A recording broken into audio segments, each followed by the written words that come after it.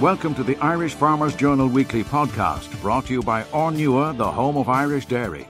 Hello, Patrick Dunno here, news editor with the Irish Farmers Journal, and welcome to this week's podcast. Following his tour of European capitals on St Patrick's Day, Minister for Agriculture Michael Creed met Thomas Hubert of the Irish Farmers Journal to talk about the support he is trying to drum up in Europe ahead of Brexit negotiations. Thomas and the Minister spoke at a Brexit barometer meeting in Dublin on Wednesday. Minister, you were in Germany, the Netherlands and Denmark. Last week you've mentioned it here about Brexit. What kind of a reception did you get, and any commitments from like-minded countries that have exposure to the UK of some form of an alliance as you hoped for?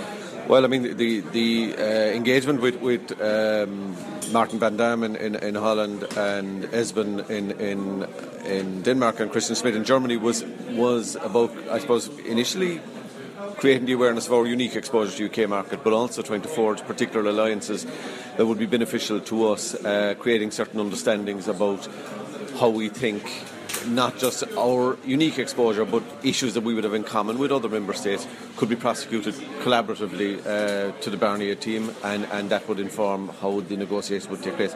So yeah, we have in fact interesting areas of mutual interest on the fisheries in particular, and we are in Ireland seeking to build a platform with like-minded nations there. Interestingly, also there is common ground on agricultural areas, and we had very successful meetings with all three. What feedback, responses from them? Well, I mean, as I said, initially we wanted to create the awareness of our unique exposure there, and we succeeded in doing that. We also agreed that we would work closer as a group of nations to try and create common areas in the agriculture space. We obviously at 40% have the highest level of exposure to the UK market, but in value terms, the Dutch, for example, have twice the value of our exports to the UK at over 10 billion euros.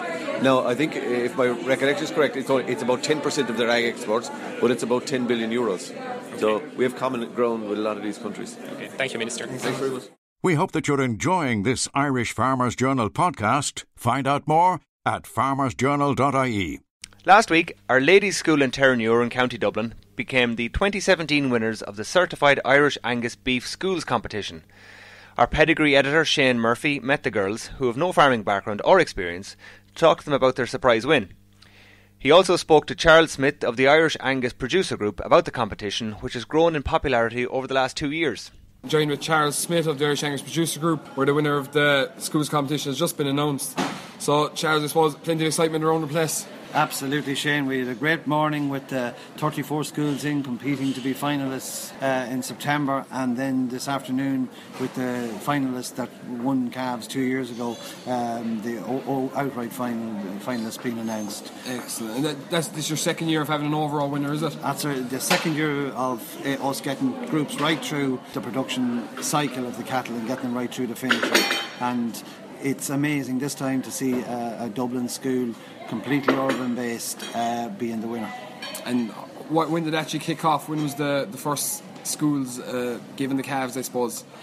The first schools were given calves in 2013 was the very and the first. Entries then just and the entries have increased and increased and increased since then, and the popularity of the competition has increased. How many schools had you actually in the first stage of the competition this year?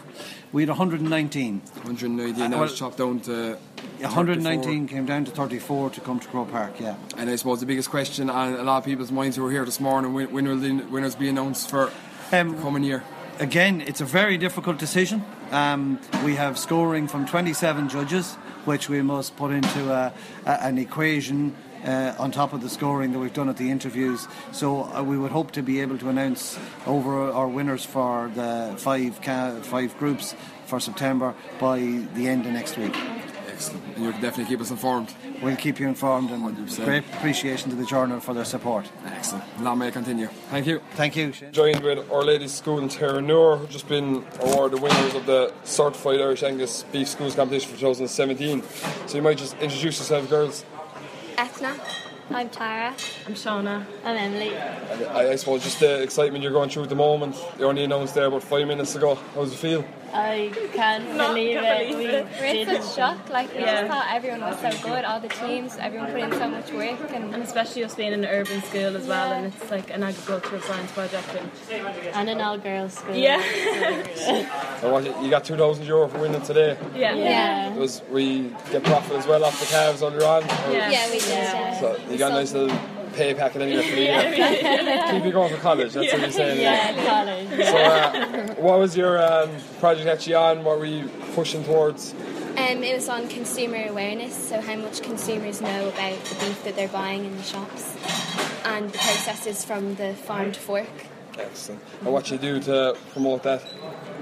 We did a consumer survey, and we did a survey in the butchers as well. So we did, and then we also, with bringing our calves to the school, because obviously it's a huge experience for us that we never had calves or anything before, so we wanted to share with all the other girls in our school who would never had that experience either.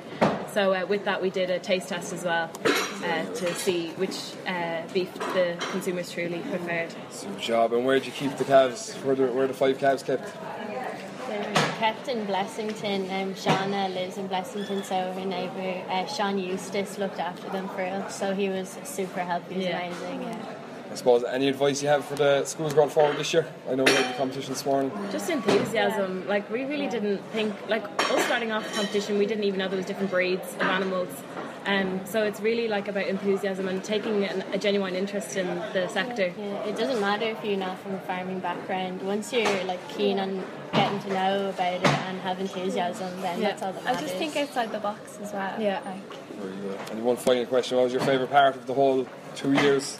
God, definitely the ploughing. The ploughing. Because we'd never been. And that would have been the first year. And then we had a stand and everything. For 3 days we had a stand, and we'd never been before. And it was amazing to get to talk to loads of people. Hopefully we'll be back again another few years anyway. So we're doing every year now. Excellent. Well done again.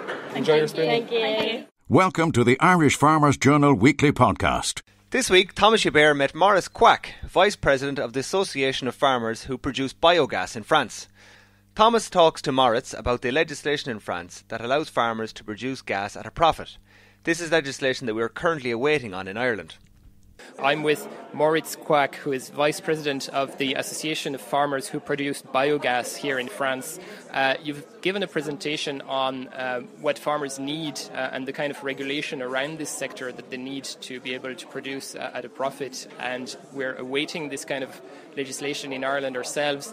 What do you see in France, what has worked and what is needed to make it work better? Well, actually, I have to say that regarding to biomethane, we are quite lucky because we have a tariff, we have interesting things that make possible the injection in the grid of biomethane in France with a reliability that is fine compared to CHP. So CHP, we need to explain. Sorry, so to produce electricity with an engine. So regarding these points, yes, again, I think we are lucky. Whatever, for the production of biogas, we still have a lot of things to do. There is room for improvement regarding to the contract, regarding to the administrative trouble that we have every day. I think it's well known regarding to, in France, administrative things takes always a lot of time. And to compare it to Germany, to build a project in France, we need at least 3 to 4 years, whereas you need about 6 months in Germany. You're a producer yourself. You sell your gas to the grid, and it's sold as any kind of gas that people can use in their cooker or in their heater.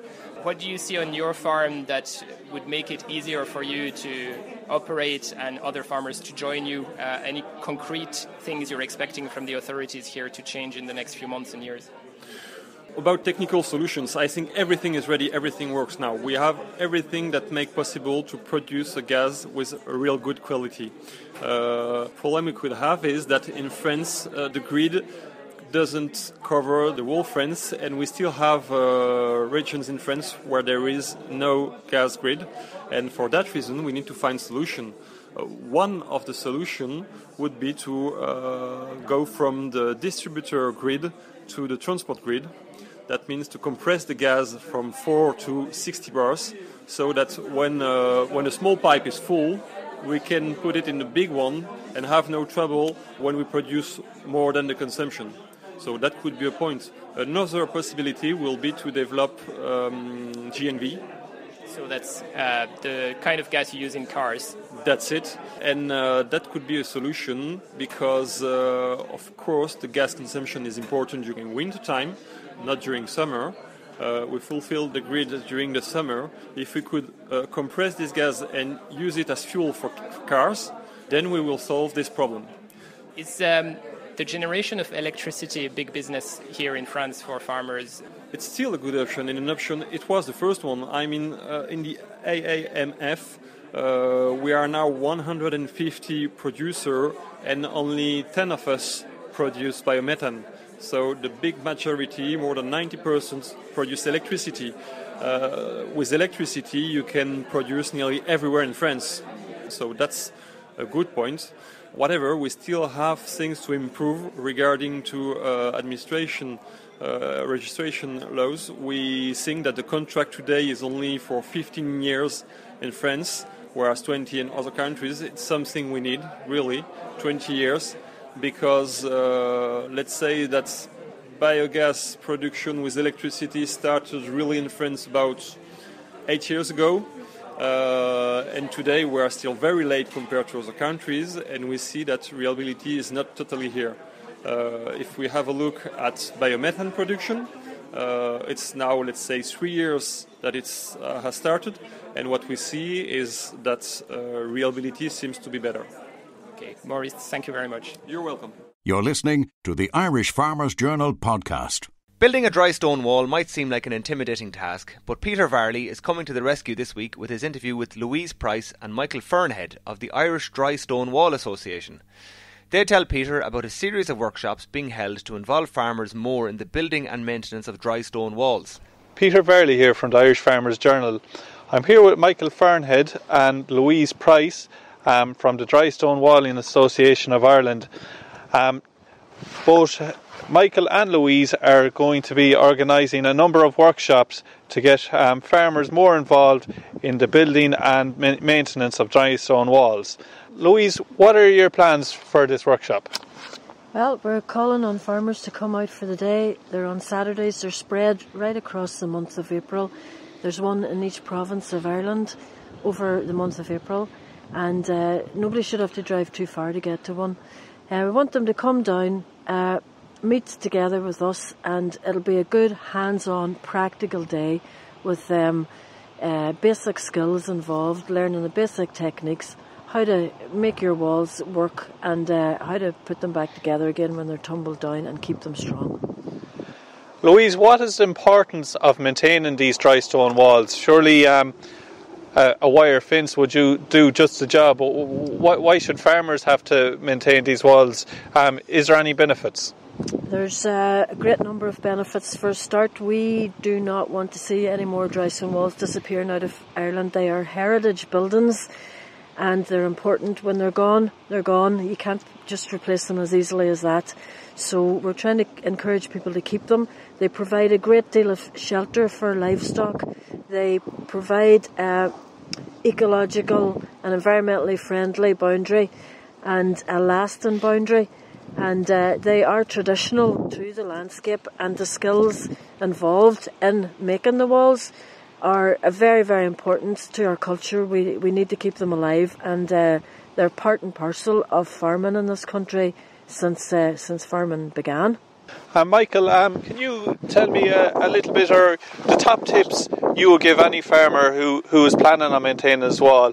What are the main things to look out for? What are the small things you could do on your farm to make sure your walls are in tip shape? Well, the really thing is to repair them as they tumble. You know, if you see any stones coming loose or falling off or being dislodged by animals, is to replace them as you go on. But if you could put time aside every year to go around your land and spend time repairing the walls, you know, that would be the best thing. Yeah. Okay, so just gradually, rather than trying to take on too much at once. That's right. Keep it as an ongoing thing, you know.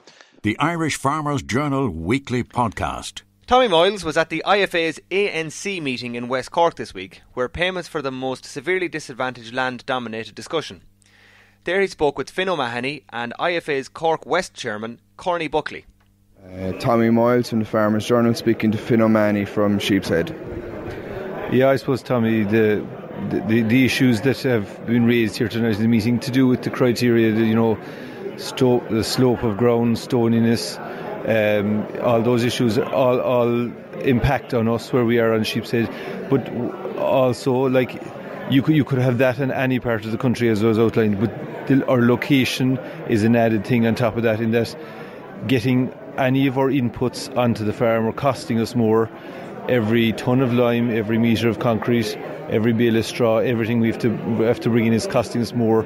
We're limited in the amount of bargaining we can do in things like contracting prices, and then everything we sell out is costing us more to transport out. So on top of the criteria of the disadvantage of our ground, we're disadvantaged in our location as well. So it's an added thing, and we are classified as a mountain area. But the point that the IFA are making it for the added payment to bring it up to the 6,000 is very well justified, because there's two issues affecting us in reality. It's not just challenging ground, it's economics as well. Yeah, exactly. Yeah. West Cork IFA Chair Corny Buckley. Corny, what was the general sentiment here at the meeting tonight?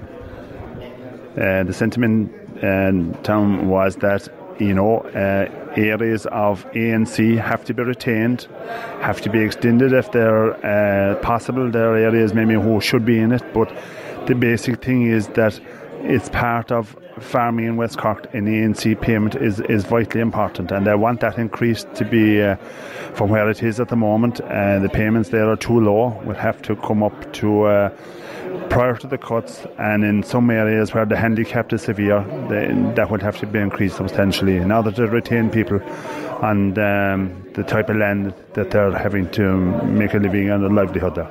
The Irish Farmers Journal podcast, online at farmersjournal.ie, on the Irish Farmers Journal app, and on iTunes every Thursday. The 2017 Balmoral Show was launched this week, and our Northern Ireland correspondent, Peter McCann, was there to speak with Rhonda Geary of the Royal Ulster Agricultural Society about the changes to this year's show. Hello, this is Peter McCann, Northern correspondent with the Farmers Journal. I'm in the Icon Exhibition Centre in Balmoral Park at the launch of 2017 Balmoral Show, joined by Rhonda Geary from the Royal Ulster Agricultural Society. Rhonda, we're in the countdown on to the show this year, and I suppose the big change is it's a 4-day event. I suppose, are you aiming for more of a family day or a wider consumer audience across the 4 days now? Or? Well, we're very excited about having the show over the 4 days, and the extra day we have no doubt will attract many more visitors. What we have said all along is that it would always be 4 days of Balmoral Show, retaining food, farming and livestock competitions as the core of the 4 days of the show, and we've done that. But the additional day has allowed us to introduce new features, new classes, particularly in the livestock and equine sections. The Saturday, for example, is aimed at the young and up-and-coming exhibitors.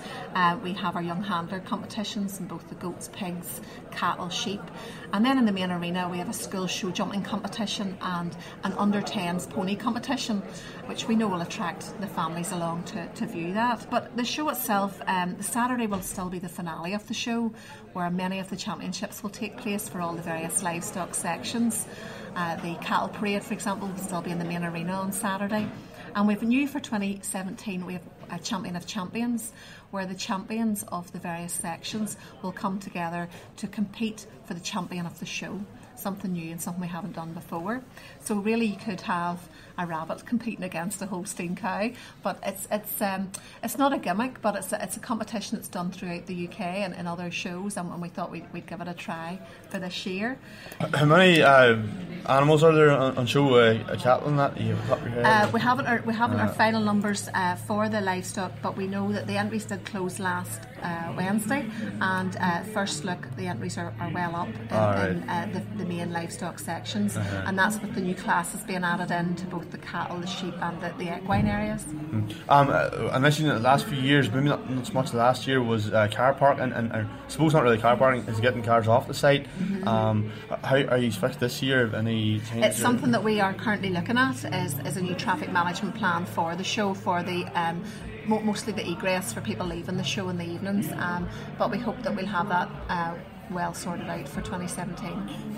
Rhonda, thanks very much for your time, and all the best with the planning for the show. Thank you very much. That's great. You're listening to the Irish Farmers Journal podcast. Finally, the countdown to the Agri-Careers Fair in the RDS on the 30th of March is well and truly underway, with just 1 week to go. Mary Phelan, who's the careers editor with Irish Country Living, spilled the beans on how many jobs will be up for grabs at this year's fair to my colleague Amy Fitzgibbon. So, Mary, you have a gigantic 36-page Agri-Careers supplement in this week's paper, and it's all about the Agri-Careers Fair. But the style of it is quite unusual. It's kind of a comic book style, and there's heroes everywhere. So, what's the crack with that? Amy, yes, you're right. So, in this week's Farmers Journal, the 36-page supplement, which is all about the fair, is available. And yes, as you say quite rightly, it's kind of comic book style in terms of the font, and there's kind of cartoon illustrations, I guess, of superheroes everywhere. And the reason we have done it in this style and that we have superheroes everywhere is, I guess, because as you'll see on the front cover of the supplement, Be an Agri-Hero is our theme of Agri-Careers 2017. Okay. And what we mean by that is that there are companies all over very rural parts of the country creating and sustaining hundreds and in some cases thousands of jobs, and we think that it's kind of heroic what they're doing, because it really is knitting together the economic fabric of Ireland, but most importantly rural Ireland, where as you know it can be much harder to attract investment, especially in terms of for young people as well. Exactly. So you know, if you want to stay playing with your local GA club, if you want to build a house maybe on the farm at home, you want to live near your parents, you want to live near your family, all the people you grew up with, the agri industry provides like very good quality jobs, sustainable jobs that, you know, pay quite well in many cases. So that's where the kind of hero theme comes from there. But then another strand to it is that there are a lot of people working in the agri sector, because it's such an export-oriented industry. There are a lot of people working abroad for Irish agriculture. They're selling the story of Irish food, and they are fighting every single day for space on supermarket shelves in different countries for Irish products to be placed there and to get it onto supermarket shelves. So we think that their efforts are quite valiant and heroic as well. And the third strand of our Agri-Hero theme actually relates to an article that we have in the supplement. So it's about MacGyver disguised as a farmer. So we interviewed Chris McCarthy. He is a beef farmer from Mullingar, and we spoke to Chris about the different skills that farmers employ on a day-to-day basis that maybe they don't get the recognition for. So if you think about it, a farmer is a financial controller. They are a vet when they're, you know, tending to their animals themselves. They're an engineer or a mechanic the next minute when they're fixing their tractor. They're a project manager, deciding whether they're going to hire in people to do the slurry and do those kind of jobs. They're a technologist when they're using their calving cameras. They are a soil scientist one minute, they're a nutritionist the next. An accountant, doing all their paperwork in the evenings. So there's a huge amount of skills that vary from office work to very hands-on physical jobs. And all of these skills are employed by farmers, you know, every single week, and we kind of feel they don't get the recognition for having those skills. So on the main stage at the Agri-Careers Fair, we have a slot called MacGyver disguised as a farmer, and as you know, MacGyver was a bit of a hero himself. You know, he saved the day with his kind of trusty implements, which weren't very fancy, which you could say about farming as well. And really, we kind of think that, you know, these efforts that farmers make every day to kind of see their business over the line, they're quite heroic. So that's, again, the third strand to our theme, and really we're inviting everyone to come to the fair and be agri-heroes themselves, whether they're going to be farmers themselves full-time or they want to maybe work in the industry and help, for example, get Irish food, get more of it sold abroad. Okay. And what do you think are the most interesting articles in the supplement? So I think that's a very interesting article. But another one that I really, really like is an interview with Louise McCabe. And Louise McCabe, she is also speaking at the Agri-Careers Fair in the Career Advice Hub. And the topic that she will be focusing on is, one of the topics is personality profiles. So you might have to work in the professional sphere with somebody that on a personal level you don't get on very well with. Maybe there's a personality clash, or maybe you just have very, very different ways of working. And I mean, this can lead to kind of tension in the workplace. So she kind of works with identifying the personality types and the way that certain people work, and then how that can all be kind of brought together to make for a more harmonious office. And then also, I guess what's quite important about the supplement is that we have a profile, a short bio about every single company who's exhibiting at the fair. So for those people who are thinking about coming and maybe they want to see who's there, is it worth their while in terms of are there employers that they would like to work with there, they can see a full list of all the exhibitors there and then make a decision based on that. But I would actually say maybe your dream employer for some reason isn't there. I imagine that they are, because we have most of the main players in the agri industry. But on the day we have the main stage and the Career Advice Hub and School Zone. There are so many talks going on that you are sure to learn something that will be very useful to you in your job hunt anyway. Okay, and in Careers this week in Country Living, you announced that there are over 1,000 jobs at the fair this year. So we have over 1,000 jobs at the fair, which we are absolutely delighted about. Is that bigger than last year? It's at the moment on par with last year, but that's kind of where we ended last year. There's still a week to go. So, and we're being a little bit conservative in our estimates. We probably could say that the number's a bit bigger, but I'm trying to be conscientious and say, you know, it's 1,000 is what we're happy to Which stand is a great over. big number. It's a huge number, and I guess ABP deserves a bit of credit here because they are recruiting to fill 141 jobs at the fair. Teagasc is another big employer. A lot of people will be very interested to learn that Teagasc are recruiting to fill a panel of agricultural development officer positions at the moment.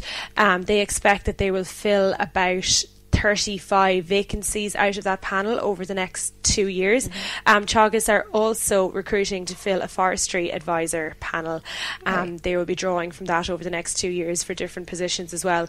Teagasc also has a huge, vast array of research vacancies as well, so they're well worth talking to at the fair.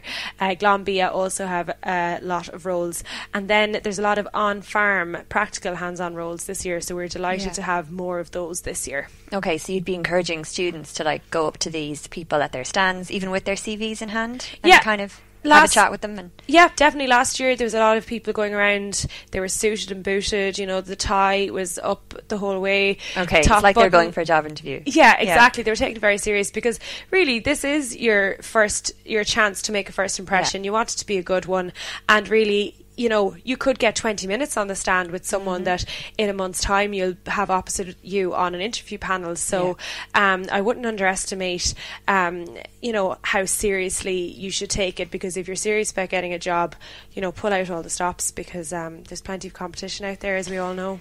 Okay, well, the supplement sounds really, really interesting. And can you give us the details again, Mary? Agri-Careers Fair is on in the RDS next Thursday, 30th of March, and it's brought to you by the Farmers Journal and our fabulous partners, Open Air. Okay, looking forward to it. Thanks, Mary. Thank you. The Irish Farmers Journal Weekly Podcast, brought to you by Ornua, the home of Irish dairy.